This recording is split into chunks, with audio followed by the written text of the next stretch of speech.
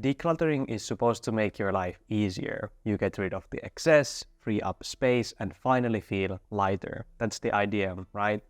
But it doesn't always feel as simple or satisfying as it sounds. So today I want to share with you 5 harsh truths about decluttering. The things that don't get much attention, but you need to know if you are serious about simplifying your life. The first one is that it will make you feel uncomfortable. Decluttering is not just about getting rid of things.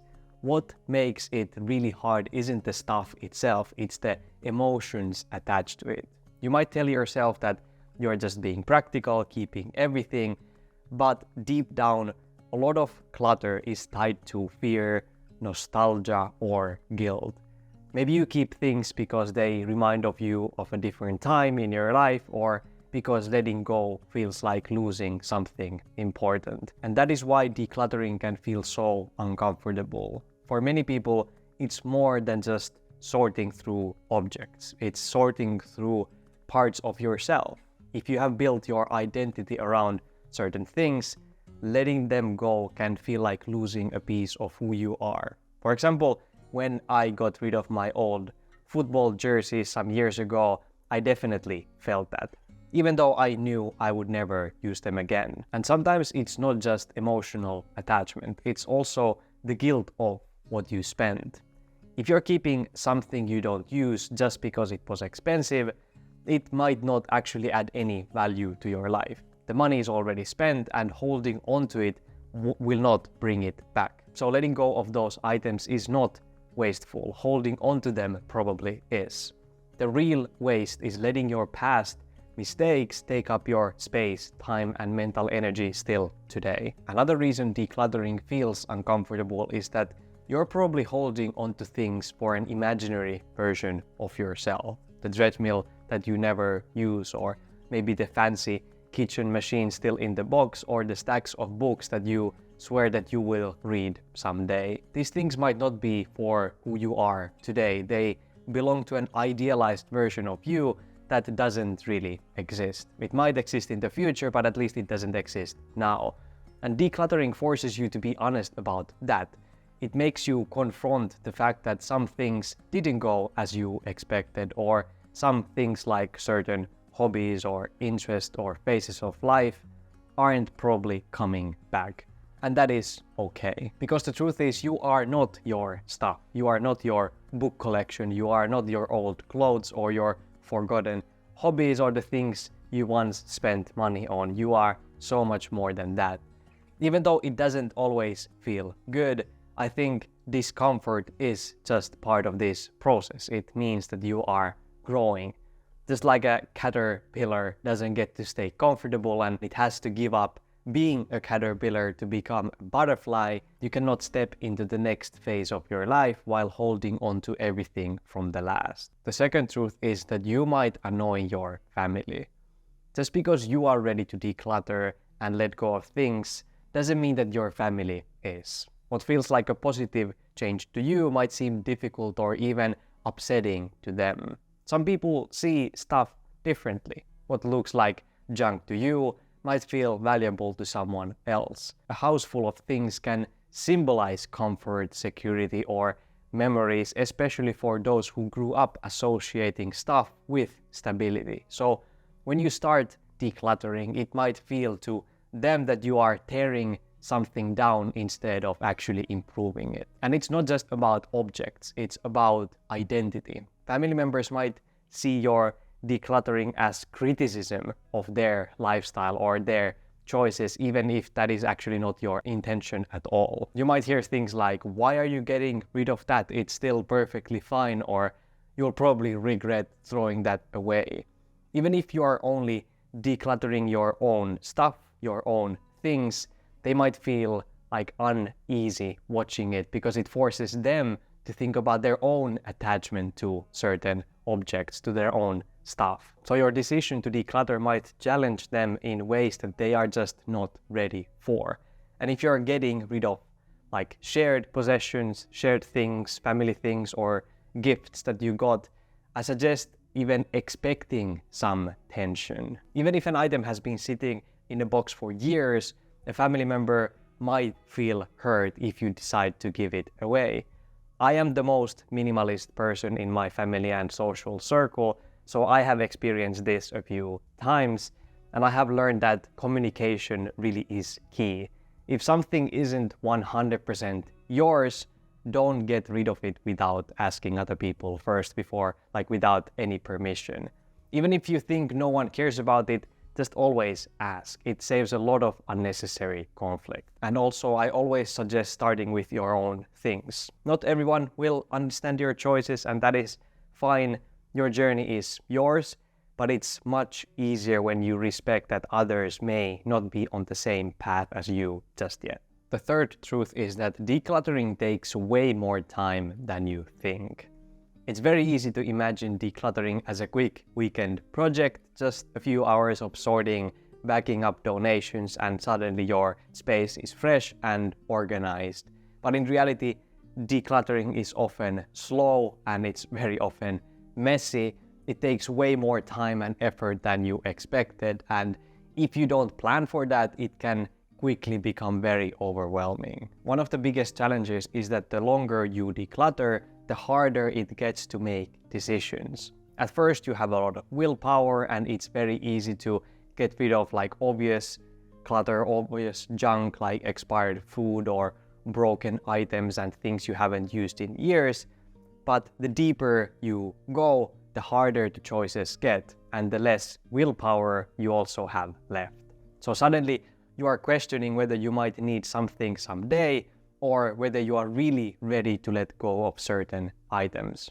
And sometimes decluttering creates even more clutter before it gets better. You start cleaning out a closet and suddenly you find forgotten drawers, forgotten storage bins, or entire boxes you didn't even realize you had. So instead of clearing space, it feels like you are just making an even bigger mess. And this can feel quite discouraging, but I guess it's just part of the process. Sometimes things have to get worse before they can get better. Another thing that slows people down is what happens after the sorting part.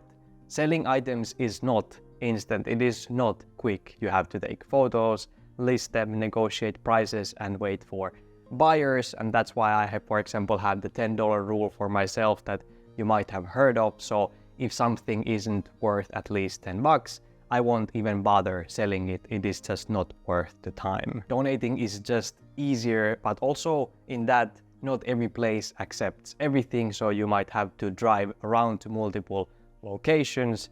And then for the trash items, recycling or responsibly disposing of all these things takes also effort. You cannot just dump everything in the same trash bin, at least here in Finland. And that's not even everything. After you have removed the clutter, you now have to reorganize what is left. And if you are like me, you might end up cleaning areas you haven't touched in years, which adds even more time. And this is where I have tripped up a lot. I'll start the decluttering process, but then get distracted from the main mission to do this side quest and start deep cleaning one spot, and then I lose all the momentum from the actual decluttering. So I think that is why it's always good to assume that this process will take 5 times more effort than you originally thought. But the good news is that the more you declutter, the easier it gets. You start building your confidence in your decision making, and each time there is just less stuff to go through than before. The fourth truth is that you might feel empty once the decluttering is done. You imagine that once you get rid of all the excess, you'll feel lighter and at peace. But sometimes when you finally reach the end, instead of this relief, you feel a little lost.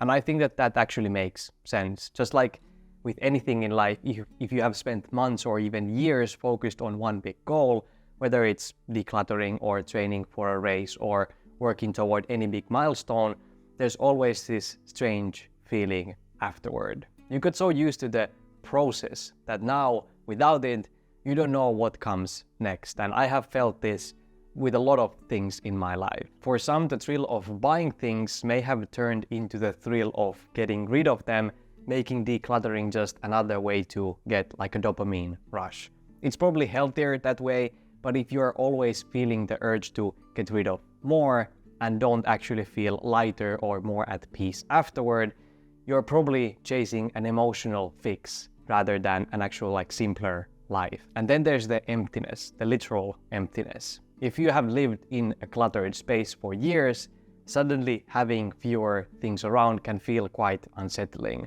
And the emptiness isn't just physical, it can be emotional too. The clutter wasn't just taking up space, it was also distraction from bigger thoughts and emotions you probably were not ready to face.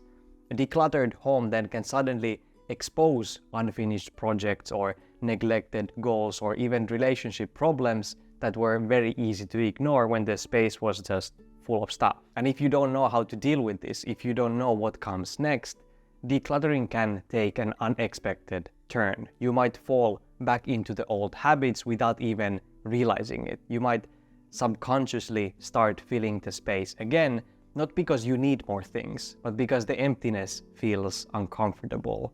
And here's actually something that not a lot of people talk about. Even after decluttering, even after becoming a minimalist, you can still become overly attached to the idea of being a minimalist. You start measuring your worth by how little you own, maybe obsessing over whether you have still too much. But I think that is just another way of still letting stuff define you. So instead of chasing the next thing to declutter or obsessing about these things, try shifting your focus. If simplifying your home was your priority for a long time, maybe now it's time to focus on simplifying your schedule or your habits or maybe even your life goals. The fifth truth is that your home will get cluttered again. I think this is something that a lot of people don't realize. You do one big decluttering session, feel great about it, and think that now you are done.